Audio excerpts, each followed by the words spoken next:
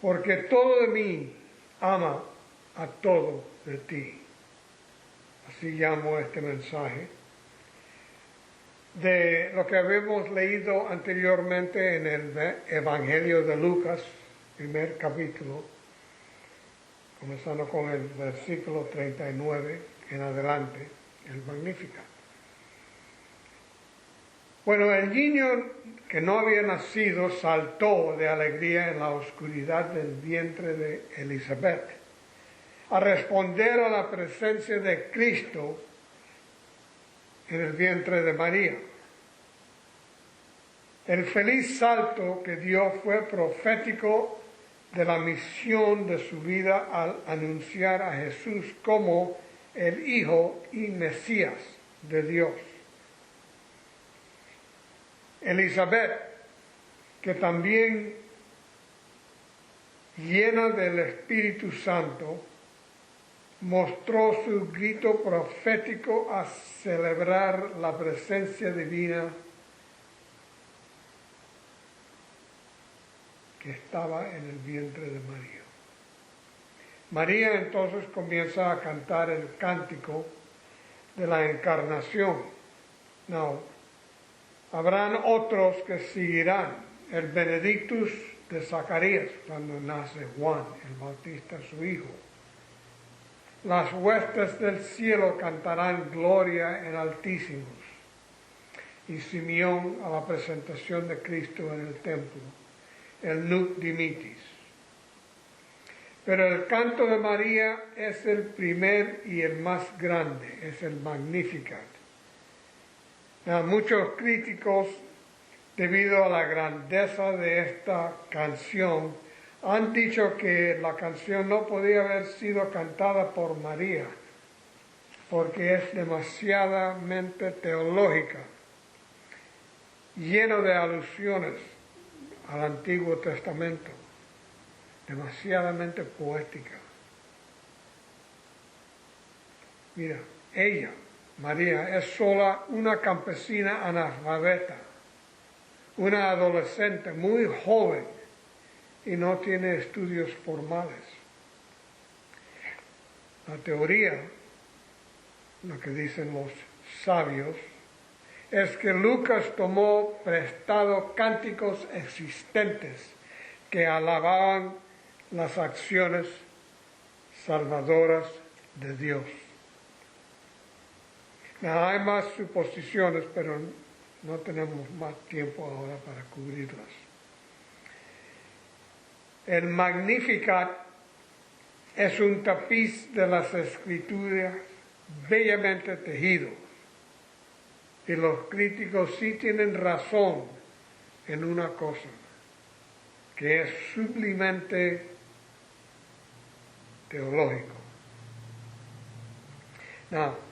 Cada joven israelita sabía de memoria la canción de Ana, de Débora, de David, y las cantaba. Muchos habrían meditado sobre la historia de la concepción de Samuel por parte de Ana. Probablemente formó su canción, es decir, María, en las formas que aquellos son familiares. Pero tengan en cuenta que María fue inspirada por el Espíritu Santo. Su experiencia fue como la de los profetas de antaño. Ella llevaba en brazos el Hijo del Altísimo.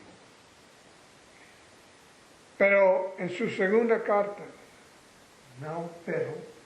Pedro, en su segunda carta, en el primer capítulo, escribe: saber ante todo esto que ninguna profecía de las Escrituras es asunto de interpretación propia, porque ninguna profecía fue dada jamás por un acto de voluntad humana, sino que los hombres, movidos por el Espíritu Santo, habló de parte de Dios. Su mente, María, estaba llena de las Escrituras y las fraseologías de lo que escuchó en su hogar y en la sinagoga. Entonces, cuando el Espíritu Santo descendió sobre ella, tomó lo que ella tenía y lo tejió en este tapiz sagrado. María comienza su canto, una expresión inolvidable de la elevación de su alma. Dios no puede hacerse más grande que ya es, pero puede agrandarse en nuestros corazones, en nuestras vidas, y como dice María, en nuestras almas y nuestros espíritus. Agradecemos a Dios en nuestras almas cuando contemplamos y meditamos en algún aspecto de su grandeza. ¿Qué tal cuando contemplamos las maravillas de su creación? Como escribe Pablo en la carta a los Colosenses. Él es la imagen de Dios invisible, el primogénito de toda creación, porque en Él fueron criadas todas las cosas, tanto en los cielos como en la tierra, visibles e invisibles, ya sean tronos, dominios, principados o autoridades. Todo ha sido creado por medio de Él y para Él. Él es antes de todas las cosas, y en Él todas las cosas subsisten. Él es también cabeza del cuerpo y la iglesia, que eres tú y yo y todos los creyentes. Él es el principio, el primogénito de entre los muertos, para Él mismo llegue a tener el primer lugar en todo. Después del anuncio de Gabriel y su posterior visita a Elizabeth, debe ser que ella comenzó a pensar en pensamientos más grandes y grandiosos de lo que lo tenía antes, lo que estaba haciendo en su vientre. ¿Qué más haría Dios en el universo? Cuando Cristo entra en nuestras vidas, cuando Él entra en tu vida, su vida, la vida de Cristo, fluye a través de nosotros. Naturalmente, entonces comenzamos a pensar en cosas más grandes de nuestro Dios. No solo vamos a magnificar o agrandar el Señor en nuestras mentes, vamos a comenzar a pensar en cosas más grandes de nuestro Dios. María, ella había hablado en un hebreo paralelismo poético, cuando dijo que su alma engrandece al Señor y mi espíritu se regocija en Dios, mi Salvador. Es una poderosa combinación emocional a decir yo, total. Todo lo que soy magnifica y alaba al Señor. Como unas líneas de la canción de John Legend de los Estados Unidos,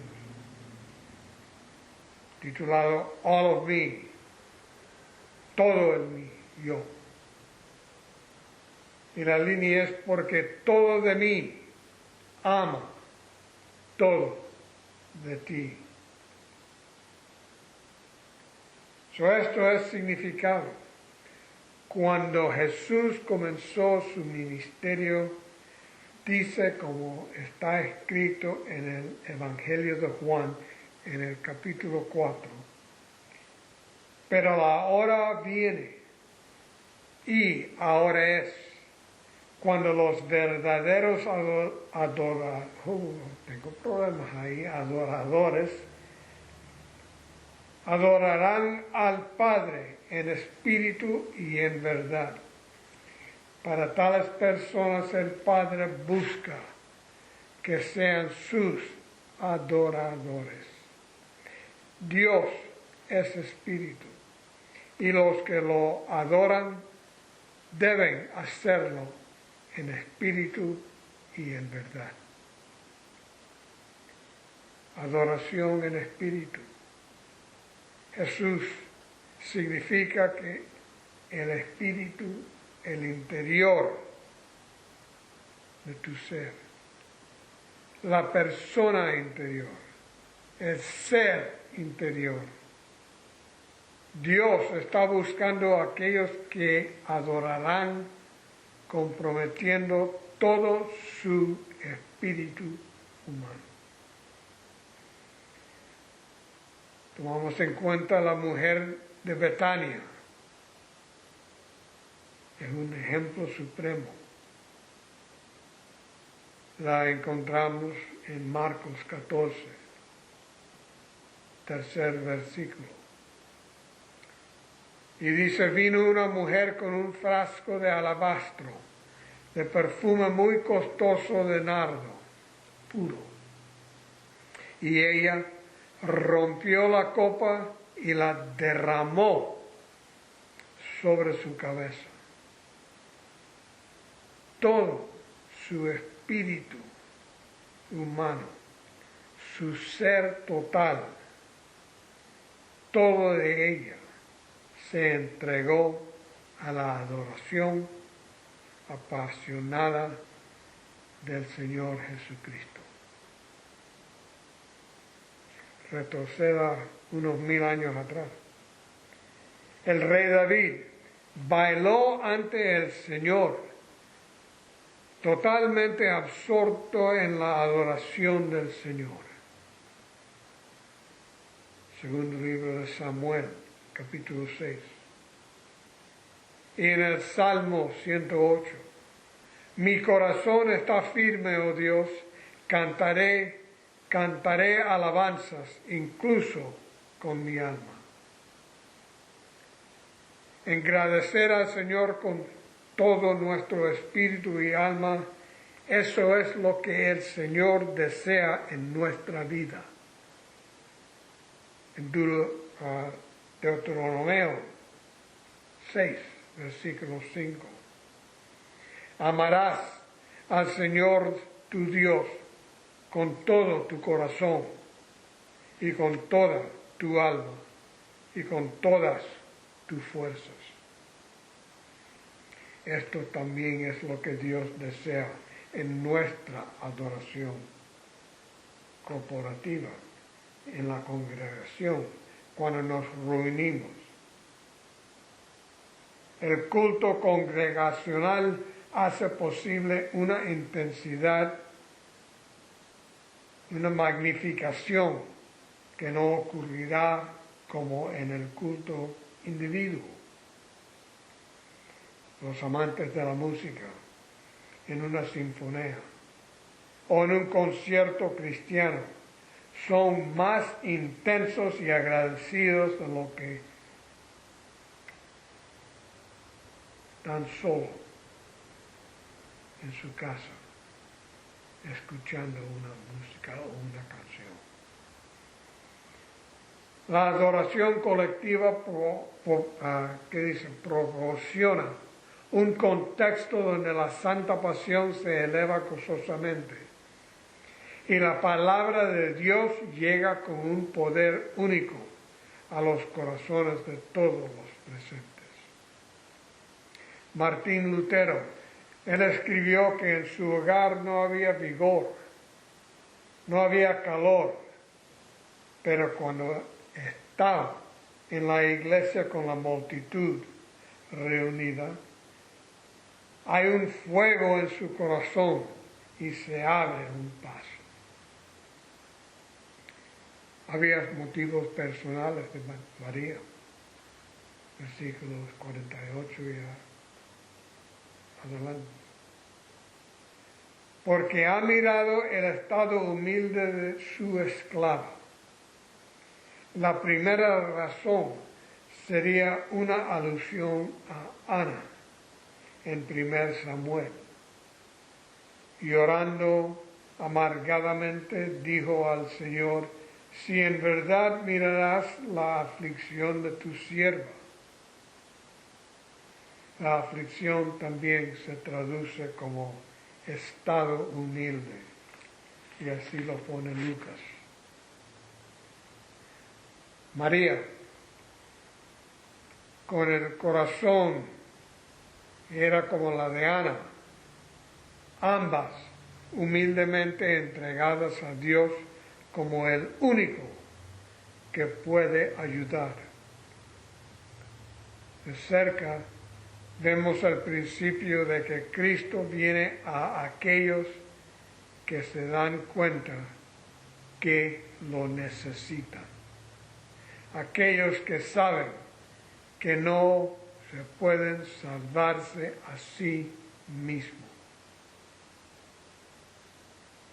María, humilde, marginada,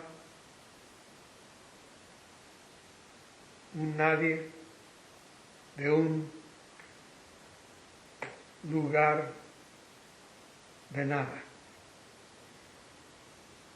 Aurelius Agustín, mejor conocido como San Agustín, quien es considerado el teológico más grande por muchos, dijo que para aquellos que quieren aprender los caminos de Dios, la humildad es el primero, la humildad es el segundo y la humildad es el tercero.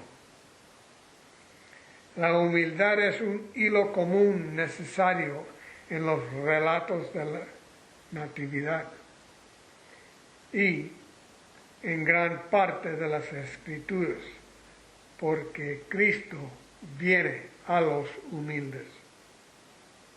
Él no viene a los grandes almacenes, ni a los ricos y famosos, ni a los grandes políticos.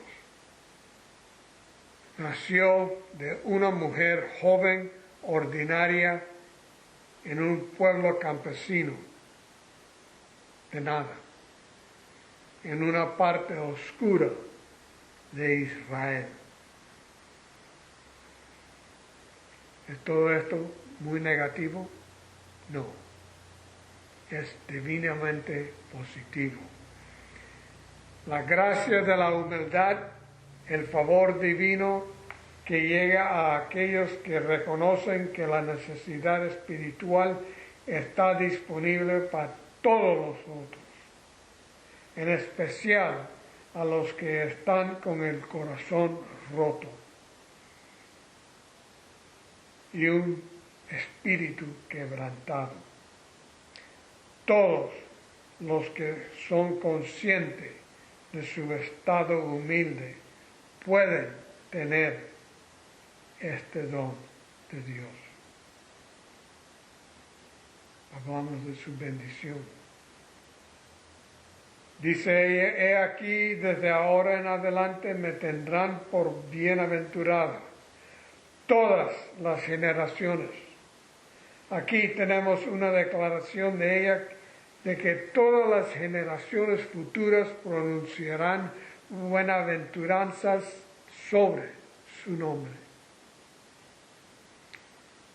¿Sabes que María es el nombre más popular en el mundo occidental? Ha sido bendecido más de cualquier otro nombre. Pero escucha esto. Si Jesús verdaderamente está en nosotros, en ti, en nuestro interior, en nuestro espíritu, nosotros también seremos bendecidos mucho más allá de la historia de la tierra. En Mateo capítulo 25, versículos 33 y 34, dice Jesús: pondrá las ovejas en su derecha y las cabras a su izquierda.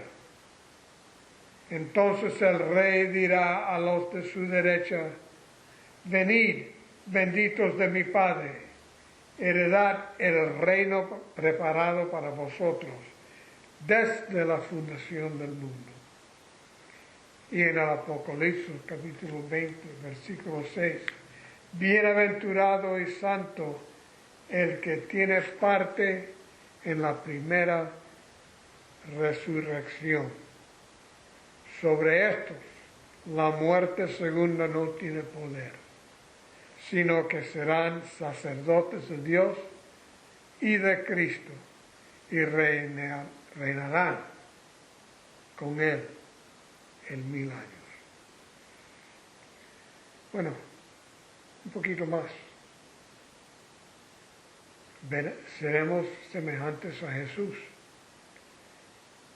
Juan en su primera carta, capítulo 3, escribe: amados, ahora somos hijos de Dios, los cristianos, y aún no se ha manifestado lo que hemos de ser. Todavía estamos en carne. Pero sabemos que cuando Él se manifieste, seremos semejantes a Él, porque lo veremos tal como Él es. Nuestro parecido no va a ser genético, sino espiritual. Un ADN espiritual, por decir. Su carácter, su pureza, su corazón. Esta es la máxima bienaventuranza, y así como era apropiado para María a alabar a Dios por su futuro fama. Nosotros también debemos magnificar a nuestro Salvador por nuestra eterna bienaventuranza y eterna fama con Dios. Una celebración divina. Continúa María: porque el poderoso ha hecho grandes cosas por mí, y santo sea su nombre. Y su misericordia es de generación en generación, para con los que le temen. María canta sobre las 3 perfecciones divinas: el poder de Dios, su santidad y su misericordia. María experimentó el poder de Dios en la concepción cuando el poder del Altísimo la cubrió. Ella llevó a aquel identificado en Isaías capítulo 9, versículo 6, por su segundo título: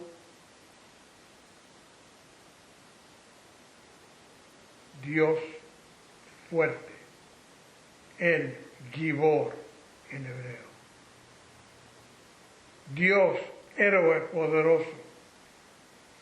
Jesús participará en poderosos actos heroicos y finalmente en el poder de la resurrección. La confesión de María del Señor Dios como el que es poderoso es una anticipación del principio evangélico de que lo que es imposible para el ser humano es posible para Dios. Dios hace lo imposible. Él mueve corazones de piedra y los reemplaza por corazones vivos.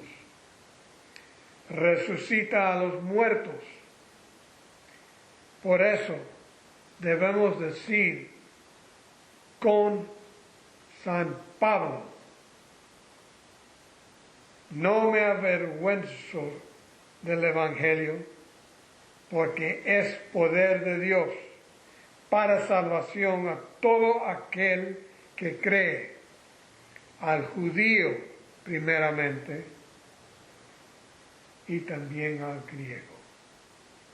O es decir, al judío primeramente y entonces los demás del mundo. Porque en él la justicia de Dios se revela por fe y para fe, como está escrito: pero el justo por la fe vivirá. Y Pablo cotiza al profeta Habacuc. Ella fue la primera en saber que el hijo que dio a luz será santo. Gabriel la instruyó cuidadosamente sobre esto. El Espíritu Santo vendrá sobre ti y el poder del Altísimo te cubrirá con su sombra. Y por eso el niño será llamado Hijo de Dios. Ella alaba a Dios diciendo: santo es su nombre.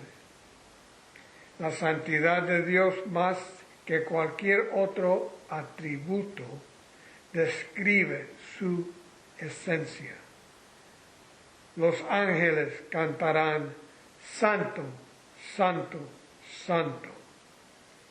Y María tiene una revelación fresca y vigorizante del ser divino.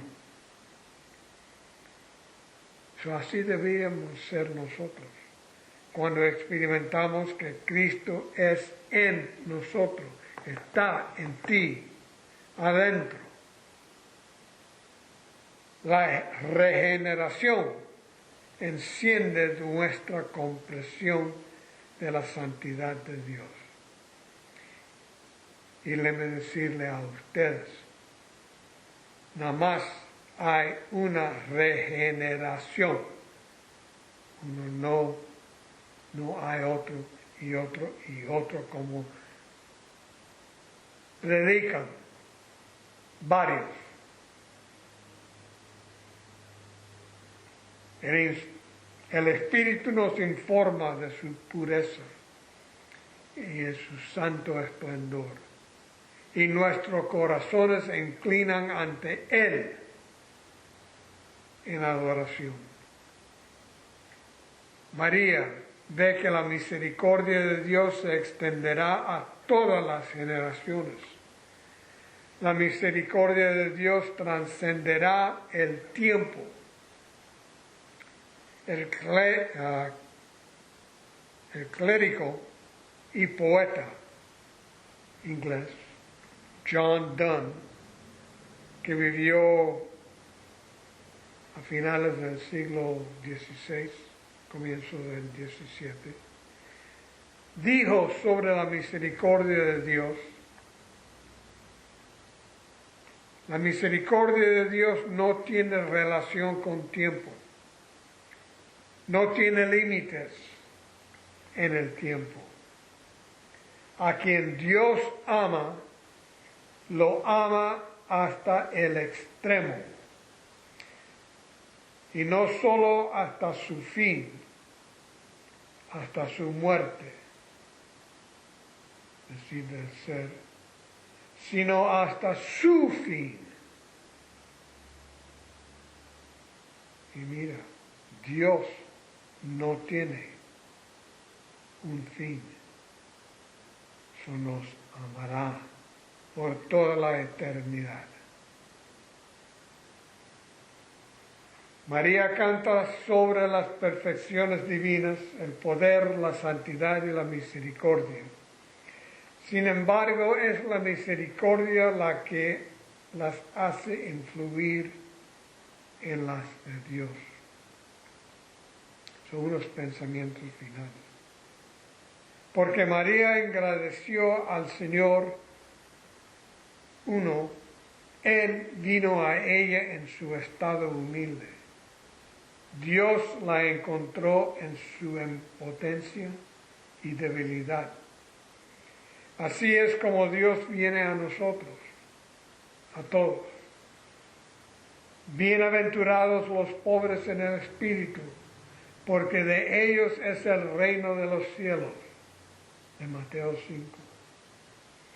El Señor está cerca de los quebrantados de corazón y salva a los abatidos de espíritu. Salmo 34. Por eso, agradecemos al Señor. En segundo lugar, María magnificó al Señor porque todas las generaciones las llamarán bienaventurada. Los creyentes también tendrán este destino y estén bienaventurados. Lo leímos en Apocalipsis 20.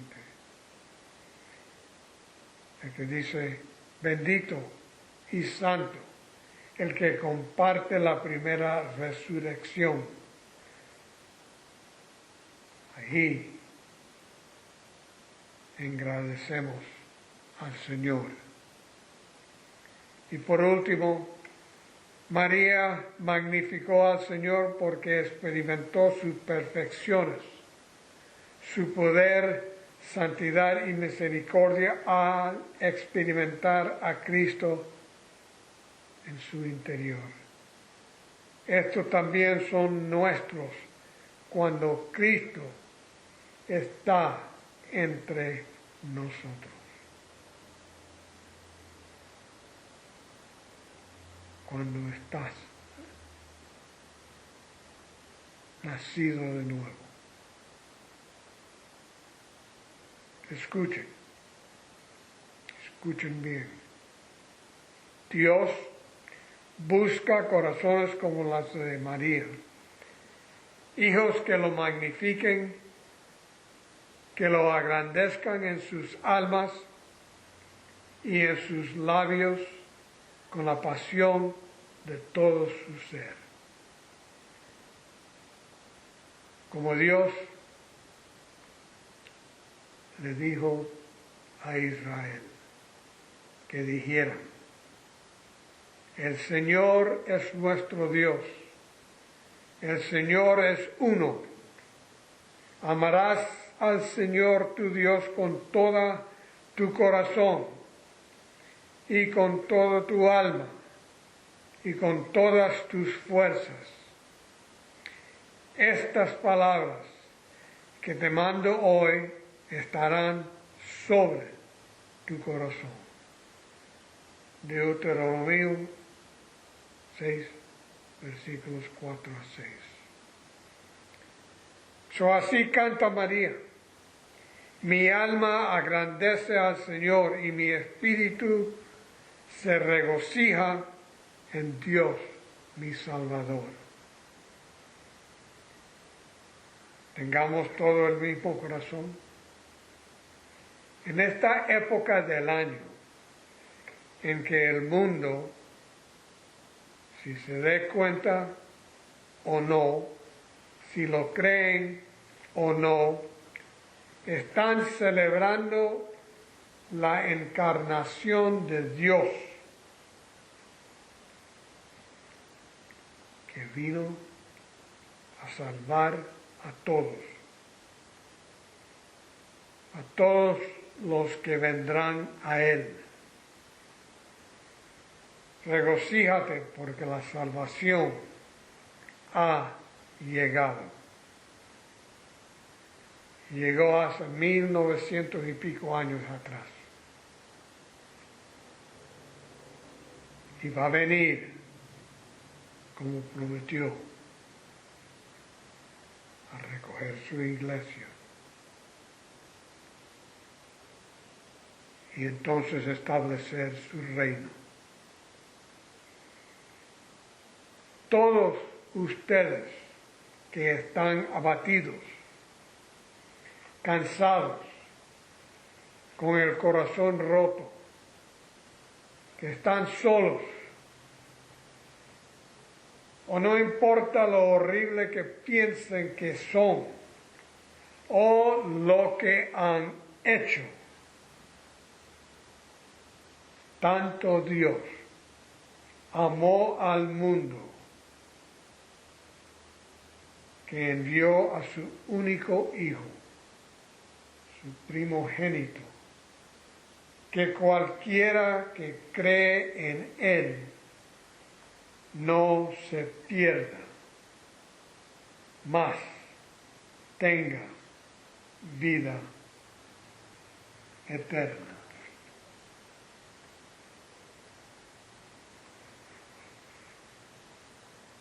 Saludar al príncipe de paz, nacido del cielo. Saludar el sol de justicia, luz y vida de todo lo que trae. Alzado con la curación en sus alas, suave Él pone su gloria. Nacido para que el hombre ya no muera, nacido para levantar a los hijos de la tierra, nacido para que renazcan. Escuchad los ángeles mensajeros cuando cantan, gloria al Rey recién nacido. Santo y bendecido sea la palabra de Dios.